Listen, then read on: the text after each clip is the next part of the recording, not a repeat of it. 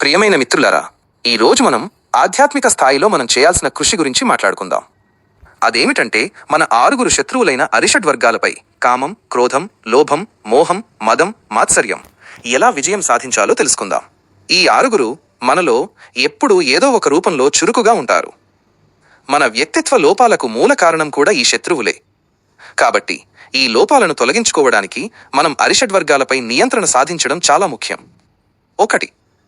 అరిషడ్ వర్గాలు మరియు వ్యక్తిత్వ లోపాల మధ్య సంబంధం. మనలో ఏ శత్రువు ఎక్కువగా ఉంటుందో దానికి సంబంధించిన వ్యక్తిత్వ లోపాలు కనిపిస్తాయి. కొన్ని ఉదాహరణలు చూద్దాం. కోపం ఎక్కువగా ఉంటే చిరాకు, కోపతాపాలు, గొడవ పడే స్వభావం వంటి లోపాలు కనిపిస్తాయి. లోభం, పిసినారితనం ఎక్కువగా ఉంటే స్వార్థం, సంకుచిత మనస్తత్వం, ఇతరులను పట్టించుకోకపోవడం వంటి లోపాలు ఎక్కువగా ఉంటాయి. 2. ఒకేసారి 2 శత్రువులు చురుకుగా ఉంటే కొన్నిసార్లు 2 శత్రువులు ఒకేసారి మనల్ని ప్రభావితం చేస్తాయి.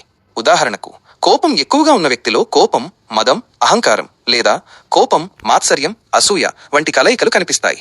కోపం, మదం ఇవి 2 కలిస్తే అహంకారం, దూకుడు, మొండితనం వంటివి కనిపిస్తాయి. కోపం, మాత్సర్యం ఈ 2 కలిస్తే పోల్చుకోవడం, అసూయ, ద్వేషం, ప్రతీకార స్వభావం వంటివి కనిపిస్తాయి.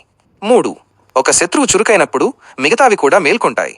ఒక శత్రువు మనలో చురుకైతే పరిస్థితిని బట్టి మిగతా 5 శత్రువులు కూడా మేల్కొంటాయి. అందుకే ఏ ఒక్క శత్రువును కూడా మనల్ని ప్రభావితం చేయకుండా చూసుకోవడం ముఖ్యం. ఉదాహరణకు, ఒక మహిళ కథ చూద్దాం.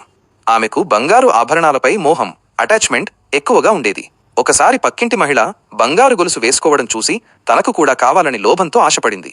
భర్త ఆర్థిక ఇబ్బందులు చెప్పినప్పుడు ఆమెకు కోపం వచ్చింది. ఎలాగోలా భర్త అప్పు చేసి గొలుసు కొనిస్తే దాన్ని అందరికీ చూపించి ఆమెలో మదం, అహంకారం పెరిగింది.